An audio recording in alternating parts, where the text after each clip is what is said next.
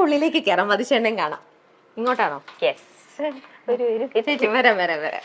എന്റെ അമ്മ, ഈ വീട്ടില് നിറയെ സാധനങ്ങളാണല്ലോ, നിറയെ ഫോട്ടോസ്, നിറയെ ഐറ്റംസ്.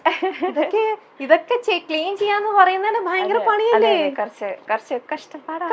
കുറച്ചൊന്നും അല്ല, നമുക്ക് അറിയാവുന്ന കാര്യം തന്നെയാണ്. ഇത് വലിയ കഷ്ടപ്പാടാ, രാവിലെ തൊട്ട് എന്നും ഒരേ ജോലി. ഇത് ചേച്ചിക്ക് ഹെൽപ്പിന് ആളുള്ളതുകൊണ്ട് പിന്നെ കുഴപ്പമുണ്ടാവില്ല.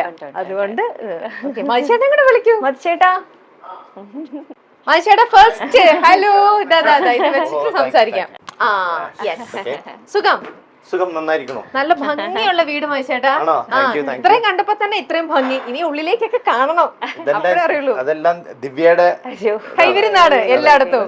അപ്പൊ ചേച്ചിയുടെ വകയാണ് കംപ്ലീറ്റ് കളക്ഷൻസും കാര്യങ്ങളും ഈ വീട് വെക്കുന്നതും ഇതെല്ലാം ഇനി അങ്ങോട്ടും കൂടെ കൂടുതലും പോമോ? തീർച്ചയായിട്ടും.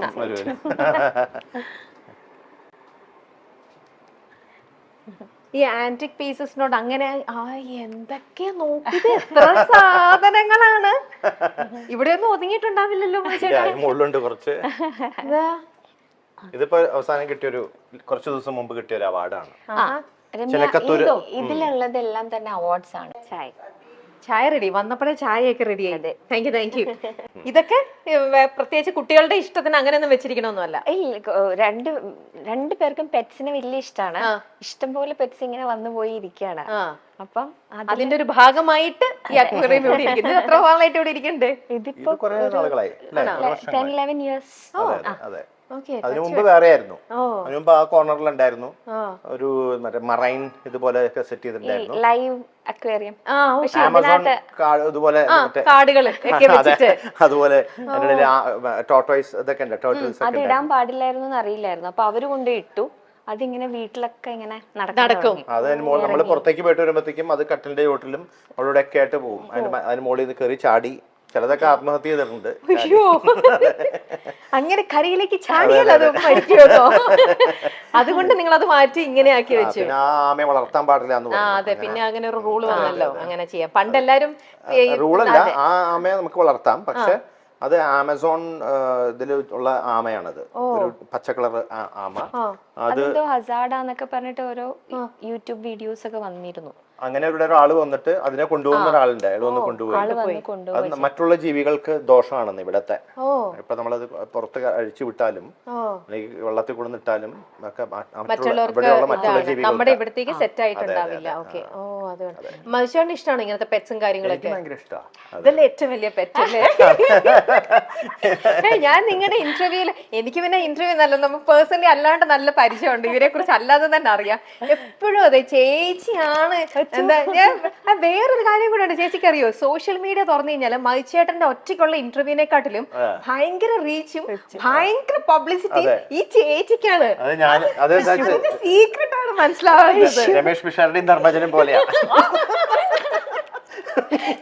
അത് കലക്കിട്ടാ, അത് കലക്കി ശരിക്ക്. അപ്പൊ ധർമ്മജൻ ഒറ്റയ്ക്ക് വരുമ്പോൾ ഭയങ്കര ക്ലിക്ക് ശരിക്കും കേട്ടോ. ഭയങ്കര ഒരു ചേച്ചി പറയൂ, അതിന്റെ പിന്നിലത്തെ രഹസ്യം എന്താണ്? എന്തായിരിക്കും ചേട്ടാ? ഈ മൈച്ചേട്ടാ ഒരു ദിവസം എത്ര തവണ വിളിക്കും? എന്ത് ചോദിച്ചാലും എന്താ മൈച്ചേട്ടാ, എല്ലാം മൈച്ചേട്ടന്റെ അടുത്താ ചോദ്യങ്ങളെല്ലാം. ഇവിടെ അത് നിങ്ങളുടെ പടമല്ലേ? അതൊക്കെ ഓരോ ആരാധകര് ചിലതിലൊക്കെ ഞങ്ങളെ പോലൊന്നും ഉണ്ടാവില്ല കാണാൻ. എന്നാലും നമുക്ക് മനസ്സിലാവല്ലോ അത് നിങ്ങളുടെ തന്നെയാണ്. ഇത് ചേച്ചിയുടെ. നിങ്ങൾ രണ്ടുപേരിലും ചേച്ചി വരയ്ക്കും അല്ലേ? ഞാൻ പറഞ്ഞു കോളേജ് വരെയൊക്കെ ചെറുതായിട്ട്. പക്ഷെ 2 കുട്ടികളും വരയ്ക്കും. ഞങ്ങക്ക് നല്ല ചായയൊക്കെ ഉണ്ടാക്കി തന്നത് ഇതാ നമ്മുടെ മതിച്ചേട്ടന്റെ സ്വന്തം അമ്മയാണ്. ഞാൻ ഇത്ര നേരം കിച്ചണിലൊക്കെ നിന്ന് സംസാരിച്ചത്. നമുക്ക് അമ്മയുടെ അടുത്ത് വിശേഷങ്ങളൊക്കെ ചോദിക്കാം. അമ്മ ഞാനിത് വെക്കുകയാണ്, മൈക്ക് വെക്കുക. നല്ല ചായ ആയിരുന്നു കേട്ടോ, നല്ല സൂപ്പർ ചായ. ചേച്ചി എങ്ങനെയുണ്ട് ചായ ഉണ്ടാക്കാൻ? അമ്മയുടെ അത്ര വരുമോ? പിന്നെ നല്ല ചായ നല്ല ചായ ഭയങ്കര ഇഷ്ടമാണ്. ആണോ? ദിവ്യ ചേച്ചി ഏറ്റവും നന്നായിട്ട് ഉണ്ടാക്കുന്ന ഭക്ഷണം എന്താ? ദിവ്യ കറികളൊക്കെ നന്നായിട്ടുണ്ടാക്കും. പിന്നെ പ്രത്യേകിച്ച് പിറന്നാളിനൊക്കെ സദ്യ ഉണ്ടാക്കാൻ സദ്യയാണോ ദിവ്യ ചേച്ചിയുടെ? അങ്ങനെയൊന്നും ഇല്ലാണ്ട് അമ്മ ഭയങ്കര കുക്കാ. എന്താ മതിച്ചേട്ടൻ പറയൂ, ദിവ്യ ചേച്ചിയുടെ ഏറ്റവും നല്ല ഡിഷ് എന്താ ഉണ്ടാക്കണേ? എനിക്ക് ദിവ്യ ഉണ്ടാക്കണതിൽ മോരുകറി ഇഷ്ടമാണ്, അവിയൽ ഇഷ്ടമാണ്, സാമ്പാർ. സാമ്പാർ. അമ്മ ഉണ്ടാക്കുന്നതിലോ? അമ്മ ഉണ്ടാക്കണതെല്ലാം ഇഷ്ടമാണ്.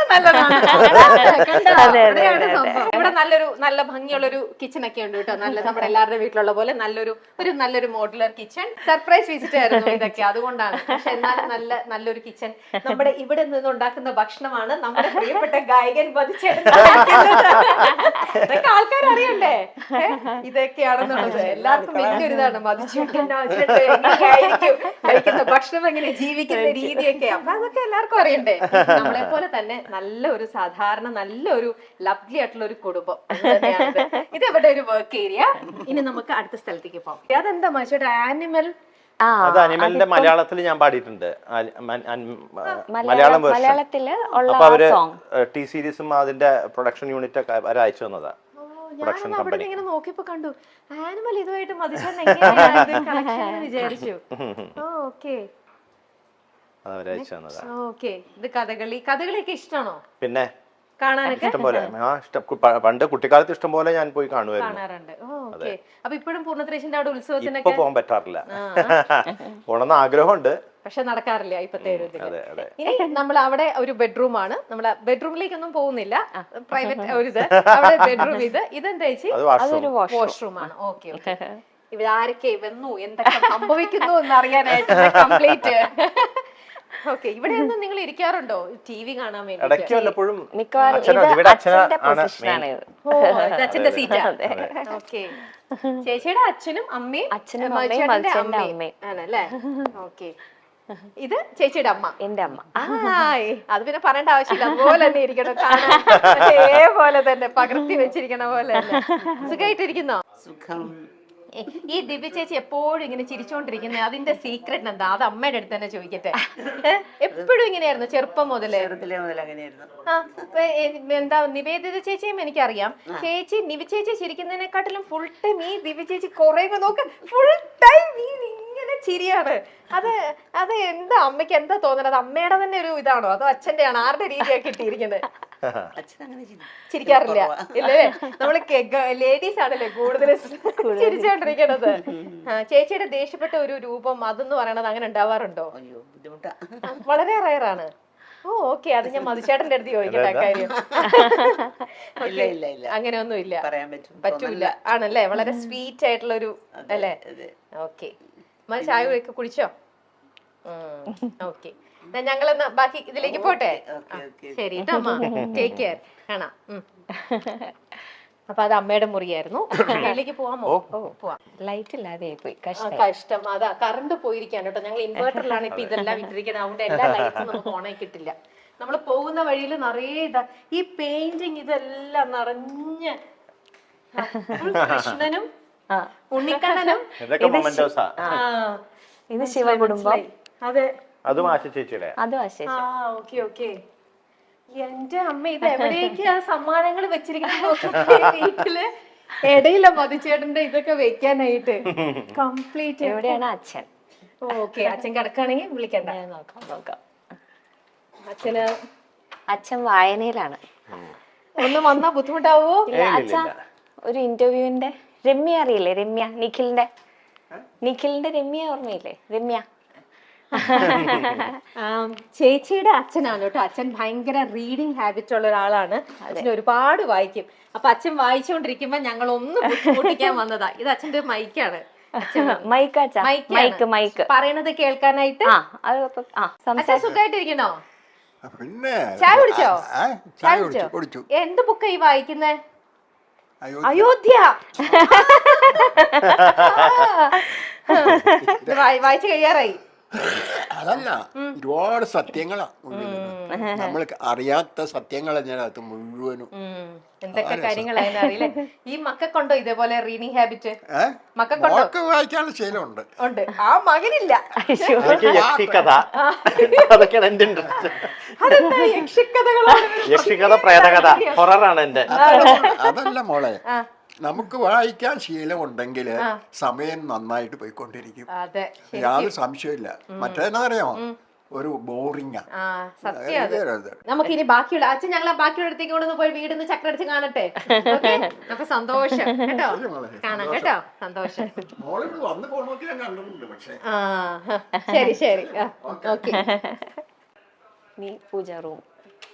ഓ മേളിലാ പൂജാറു. യെസ്. ഇത് ദിവ്യയുടെ വീണയാണ്. ദിവ്യ കുറച്ചാൾ വീണ പഠിക്കണ്ടായിരുന്നു.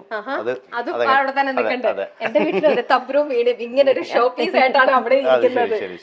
ഇതായിട്ട് പൂജാമുറി എന്ത് ഐശ്വര്യ. ഇതെന്റെ അച്ഛൻ.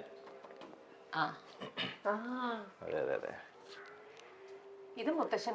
അത് ദിവ്യയുടെ അപ്പൂപ്പനും അമ്മയും. ഇത് ദിവ്യയുടെ, അത് അച്ഛന്റെ അച്ഛനും അമ്മയും, ദിവ്യയുടെ അമ്മയുടെ അച്ഛനും അമ്മയും. അത് അറിയാലോ. എന്നോടോ ആദ്യം പൂജാമുറി കാണട്ടെ. കയറിക്കോളൂ. കേറാമോ? ഓ എന്ത് രസമായിട്ടാ വെച്ചിരിക്കണേ.